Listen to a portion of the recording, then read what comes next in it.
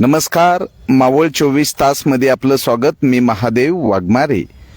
मावळ तालुक्यामधली ही इंद्रायणी नदी आणि इंद्रायणी नदीच्या या पात्रामुळे अनेक शेतकरी या इंद्रायणी नदीचं पाणी उचलून शेती करतात. पाटबंधारे विभागाने पूर्वी जिथं 2,000-3,000 रुपये पाणीपट्टी होती या ठिकाणी 30,000 रुपये पाणीपट्टी सुरू केलेली आहे. पाणीपट्टी सुरू केली याबद्दल शेतकऱ्यांमध्ये नाराजगी आहे. पण इंद्रायणी नदीचं हे प्रदूषित पाणी जेव्हा शेतामध्ये पाणी धरलं जातं तेव्हा शेतकऱ्याला त्वचेचे आजार होतात.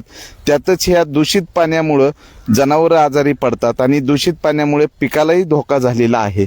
तर इथल्या ह्या शेतकऱ्यांची मागणी आहे, जर तुम्ही 10 पटीनं पाणीपट्टी वाढवली असेल तर यामध्ये नदी प्रदूषित झालेली आहे आणि या प्रदूषित पाण्यामुळं शेती धोक्यात आलेली आहे. पूर्वी याच नदीपात्रामध्ये गाई म्हशी माणसं पाणी पिण्यासाठी येत होते, पण आज ही नदी आहे हे सांगताना आश्चर्य वाटते की इतका तीव्र दुर्गंधीयुक्त वास येतोय. यामध्ये पाटबंधारे विभाग केवळ पाणीपट्टी गोळा करतं पण नदीच्या प्रदूषणाबाबत काही एक शब्द बोलत नाही किंवा या ठिकाणी जे कारखान्याचं सांडपाणी आहे, ग्रामपंचायतीचं सांडपाणी आहे, यावर काहीच बोललं जात नाही. प्रत्यक्षात आम्ही शेतकऱ्याकडनं जाणून घेणार आहोत की नेमकं शेतकरी हवालदिल झालेले आहेत. बरं, काय सांगाल नेमकं की आता तुम्ही पाणीपट्टी जी आहे जिथं 2,000-3,000 होती तिथं डायरेक्ट तुम्हाला 30,000 32,000 पाणीपट्टी मागितली जाते. नदी प्रदूषित झालेली आहे, काय सांगाल? आमचं शासनाला एकच मागणी आहे शेतकऱ्यांच्या वतीने की मावळ तालुक्यातून जी इंद्रायणी नदी जाते ही पवित्र इंद्रायणी नदी 33 कोटी देवांचं स्नान या नदीमध्ये झालेलं आहे. आज या नदीची गटरगंगा झालेली आहे आणि गटरगंगा झाली असताना की नदीचं पाणी आमचा जो शेतकरी जो शेतामध्ये मोटर लावून पाईपलाईन करून देतो त्या पाण्यामध्ये शेतकरी ज्यावेळेस पाणी देताना उभा राहतो त्यावेळेस त्याच्या पायाला खाज सुटते. पाण्याने माणसाच्या शरीरावर जो परिणाम होतो याच्याकडं शासनाने लक्ष द्यावं आणि ही जी पाणीपट्टी वाढवली ही मावळ तालुक्यात धरण क्षेत्र जवळजवळ 6 ते 7 धरणं आहे. ह्या धरणाचं पाणी उचलून प्रशासन खाली उर्वरित महाराष्ट्राला पाणी जात आहे. मग आमच्या तालुक्यातून जमीन गेली, आमच्या तालुक्याला पाणीपट्टी माफ करावी ही शेतकऱ्यांची मागणी आहे. काय नाव काय सांगाल? बबन आल्हाट. आम्हाला स्वच्छ पाणी मिळावं शेतीला आणि शेतकऱ्याला तर बाजार मिळत नाही कायचा. आणि गवत इतकं आले तण की तणनाशक मारलं तरी ते मरतच नाही. ते असं एवढं गवत ते यायला लागलंय दूषित पाण्यामुळे. हा, दूषित पाण्यामुळं. आणि पट्टी 3,000 येत होती मला, आता 32,000 आलेली. त्यामुळे बाकी तेवढं काय तेच आहे महत्वाचं. हा, काय नाव तुमचं, काय सांगाल? नाना बोल की. काय सांगाल? अशोक दावाडी. आमचं एक तर पाणी खराब झाले आणि कुठं आंबीपासून ते कुंडमाळ्यापर्यंत म्हणजे 5-6 गावाचं पाणी वापरण्यासारखंच नाही शेतीला. त्यात आता ह्यांनी एवढ्या पट्ट्या वाढवल्यात, काय करायचं शेतकऱ्यांनी? एक तर कोणत्या मालाला पैसे भेटाना, माल कायलाच बाजार नाही. ही परिस्थिती शेतकऱ्यांची झालेली. यातून काहीतरी निर्णय घ्यावा त्यांनी, पाटबंधाऱ्यांनी, शासनाने. काय सांगाल की तुम्ही या इंद्रायणी नदीचं पाण्यावर शेती करता, शेती करत असताना या पाण्यामुळे काय काय समस्या निर्माण झाल्या? मी शाहिद आघाडी.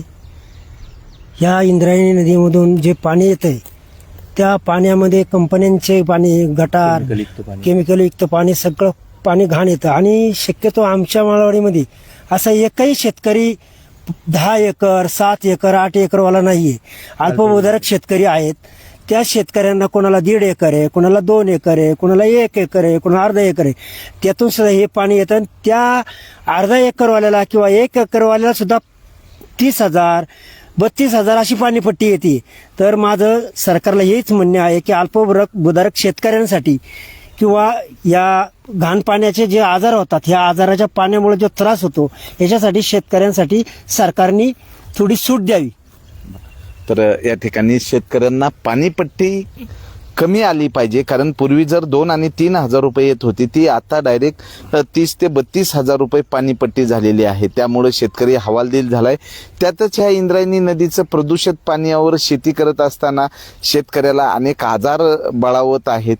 त्यामुळं पाटबंधारे विभागाने या शेतीचं शुद्धीकरण, ही जी नदी आहे या नदीला शुद्ध पाणी देण्यासाठी जे काही सांडपाण्याची गटारं आहेत, कारखान्याचं पाणी आहे, हे मुळामध्ये अडवलं पाहिजे आणि ज्या ठिकाणी जे घाण पाणी आहे ते STPच्या माध्यमातून प्रक्रिया करून नदीत सोडलं तर व्यवस्थित राहू शकतं.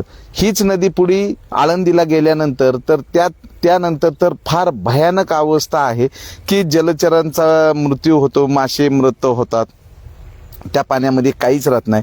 म्हणजे इंद्रायणी नदी ही रासायनिक नदी झाल्याचं दिसतंय आणि ही सुरुवात जी आहे ही लोणावळ्यापासून ही या नदीचा उगम जो आहे तो कुरवंडे येथील नागफणी इथून उगम होतो आणि नदी जशी लोणावळ्यामधनं सुरू होती, लोणावळेकरांची जे सांडपाणी आहे मैला मिश्रित तिथून जे सुरू होतं, मग त्यानंतर नदी किनारी असणारी जितकी गावं आहेत त्यांचं सांडपाणी, त्यानंतर औद्योगिक क्षेत्र जे आहे, मग त्यामध्ये ताकवे बुद्रुक कानेचा औद्योगिक परिसर आहे, त्यानंतर पुढे आल्यानंतर तळेगाव दाभाडे जे नवला कोंबरे MIDC आहेत, तळेगाव दाभाडे नगर परिषदेचे आणि गावात जे काही नदी किनारी असणाऱ्या गावाचं घाण पाणी उघड्यावर सोडलं जातं आणि त्यामुळे ही नदी अक्षरशः गटार झालेली आहे आणि या गटार पाण्यावर शेती करत असताना शेतकऱ्यांना आजार बळावत आहेत.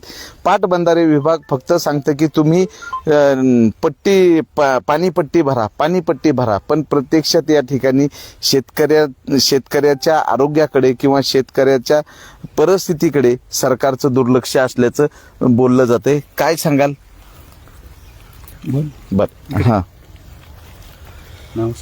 संतोष आलाट. मी आपल्या पाण्याचा PS साधारण 9-9.5 पुढे गेलेला आहे आणि त्यामुळे शेतीची उत्पादकता कमी व्हायला लागलेली.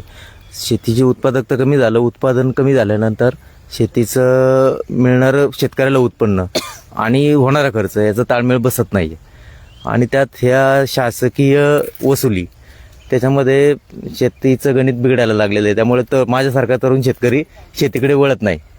तर शासनाने पाणीपट्टी संदर्भात किंवा इतर शेती संदर्भात जी धोरणं आहेत त्याच्यावरती विशेष लक्ष दिलं पाहिजे.